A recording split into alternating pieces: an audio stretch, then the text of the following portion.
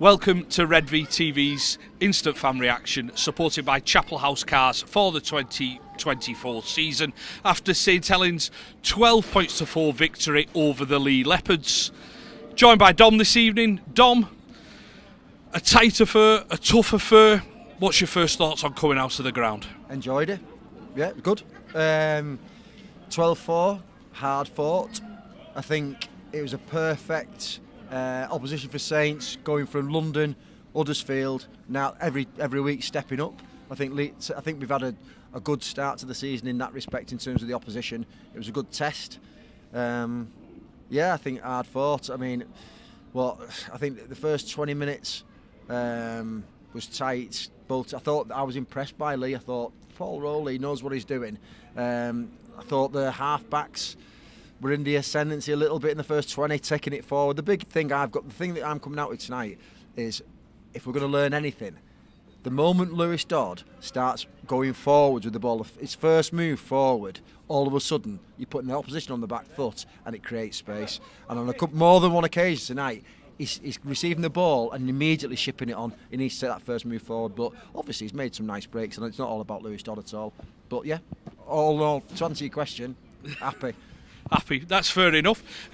Start the game and there's a sin binning within the first minute with John Asiat. I'm not going to ask you too much about it, but when Saints are then presented with a 12-men defensive line, Leigh are obviously going to work harder. Do you expect then Saints to start putting points on the board early, or do you just think that Leigh's backs were up against the wall at that point? So I think that in that first 20, I think you've probably got a mindset of being structured, and you're not prepared for playing against 12 men. So even when you're down to 12 men, I don't think you're going to start spraying the ball about. You kind of, because it's a tight game off the first 20, no score on the board. You're going to stick to structure, and it's going to be a brave team who all of a sudden starts throwing it about, and that's probably why Asiata sat on the bench for 10 minutes, and we didn't really I don't think we made any inroads in terms of the scoreboard stayed the same, didn't it? Yeah. So, yeah, I think had that happened in the first 10 minutes of the second half, perhaps a different outlook to it. But I think that's why it kept tight. So they were fortunate because he had a breather.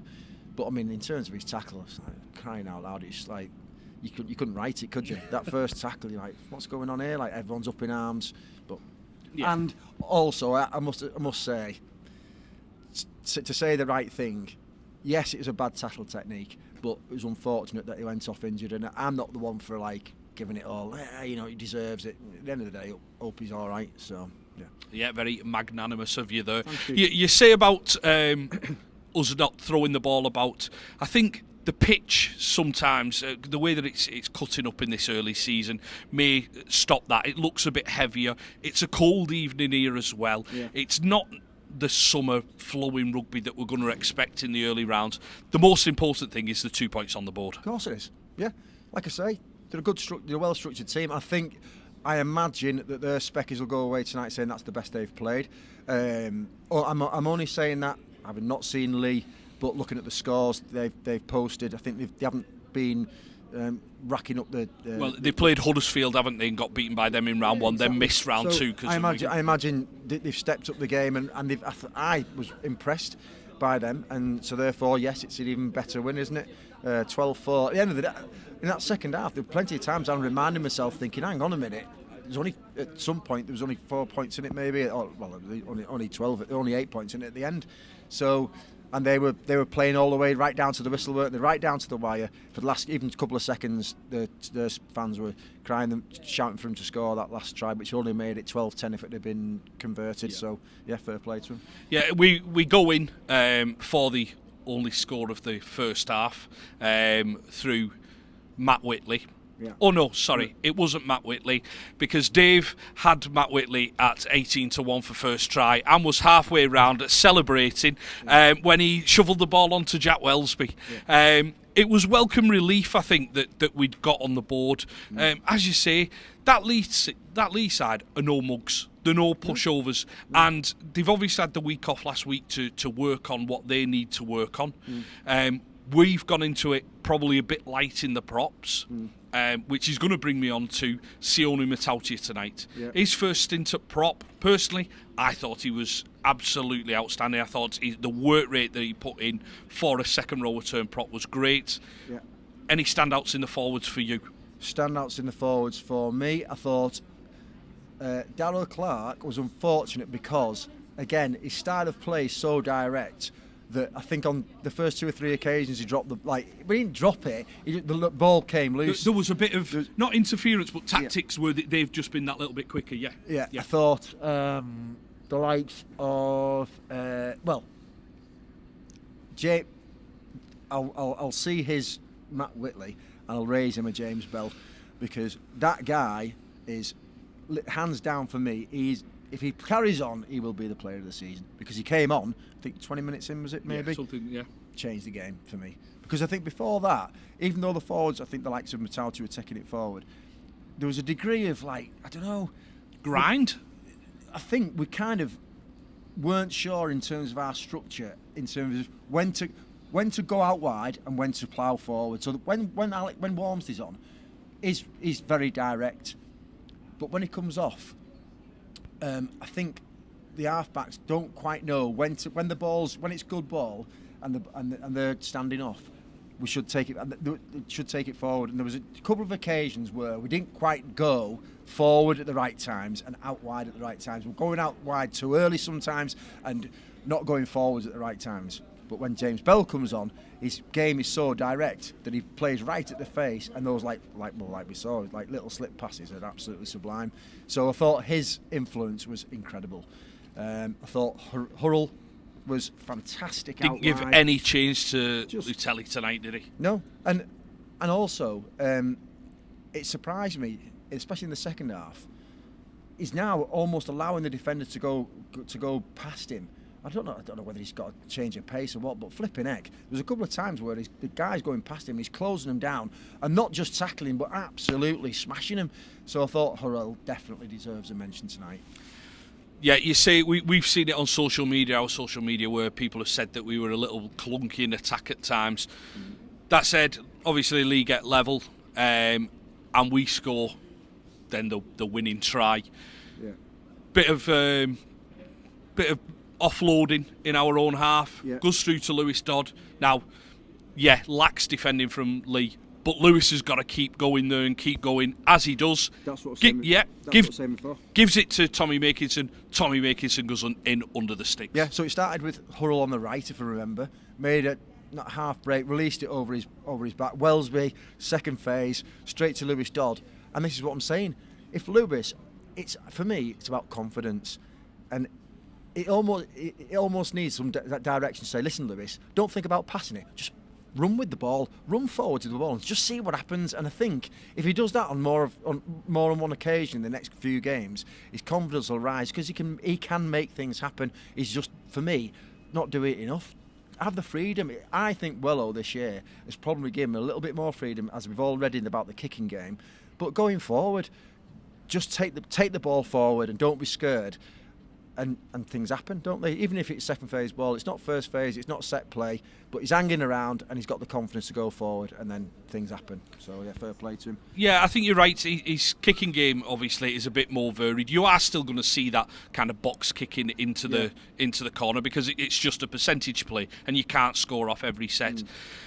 It's obviously he's coming back from his injury problems that he had last year, and you're starting to see them green shoots from him. And also, it's not just the responsibility of him in terms of there's a little bit of frustration around us in terms of the length of the kicks, the height of the kicks. Therefore, if it's not high enough, the defenders haven't got enough time to put pressure on the catcher, and immediately people turn to Lewis. Yeah. I think there's also an element of protection. There's also an element of Lewis perhaps standing perhaps too close to the ball carrier, maybe stand a little bit either flatter or at least a little bit wider. Give himself just a bit more time. I think there's a degree of pressure, whether it's coming from where he's standing positionally or where his defenders are giving him some space to add to that extra second. Because the likes of Lock and Lamb, and I can't remember the name of their sixth, begins with them, Moylan. They've got just an extra second on the ball to put the foot straight through it, and just with that extra power, it's going higher, and then it's created a bit more chaos. But you know, at the end of the day, look, he's had a good game tonight. Yeah. He's had a good game. His kicking's been a bit indifferent, but running with the ball's been a lot better. And it's not all about him as well. You know, I think collectively across the team, there's been some standout performances. Yeah. Yeah, I think you're right to point out that Lewis has had a good game tonight at the end of the day. So next up for us, we've got Salford back here next week. Now, we played them in pre-season, and in the first half, when we played our first team against their first team, we won that first half 28-0. Salford are going to have to kind of come at us with this and cause us the same problems as Leigh have done tonight to even try and get anything out of the game, haven't they? Yeah, they have, and I don't think they've probably got the firepower that Leigh have got, and so therefore you would expect us to be able to control the game a little bit more than we have tonight in that first 20. I think tonight was very nip and tuck. Great contest between two teams who were happy to throw it out early on in the tackle count. Which made it an exciting game. I can't really comment on Salford. I didn't go to the pre-season game, but one would expect that, given what we've done tonight, the intensity of it, and let's have a nod to our defence as well, because they were throwing it about. The half-backs were spreading it out. They played some really nice rugby, and it just shows that he's obviously got us well drilled in that respect. I think also the covering tackles in the second phase ball when Leigh got the ball and we're chasing around and scrambling defence was superb. Yeah, I think it's that great mix of being able to attack when you've got the ball, being able to shut out teams. Yeah, they've scored again, but we've conceded 2 tries in 3 games. As you say, you're rightly lauding that defence. One player I will mention looked to get injured in the first half, Curtis Sirenen. How big of a miss will he be, because he started the season absolutely on fire. Yeah, he's a big presence, isn't he? And he's got the ability to offload. He's a big bloke, but we've got enough. I think we've got enough out wide to cover for that, as we've showed tonight. So it was funny with Siren and me and Stu were saying just before the match, following that game at Penrith last year, because we've been watching it recently, you want him to kick on, and he's showing signs now of having a really strong season, and it's unfortunate that it's taken that knock, but looking forward to watching Curtis take it down the right, so it's good. Yeah, an embarrassment of riches though. Yeah, very much so. Yeah, like Dom, it's cold. My hand is cold holding this mic. Tonight, that's another problem. Yeah. Who are these people? Are we going to have out thinking, what should I wear tonight, love? I think I'll put my shorts on. Oh my God! This is Redvee's instant fashion reaction. But yeah, it's a cold evening. Can I just join in from behind the camera and say that is one lovely bobble hat. Oh, it is a tremendous bobble hat. Yeah. We like bobble hats. Yeah, mentioning bob hats. Yeah. Hey, would it fit Dave's head? That is the question. He's shaking his head behind the camera. Anyway, he's suitably attired. Yeah, he's managed to get one, hasn't he? Yes. I mean, it's how the other half lived on. Say the phrase, Kev. I am going to say the phrase because my hand is absolutely freezing holding this mic. So I'm going to say, we will see you in the week for a Redvee TV show.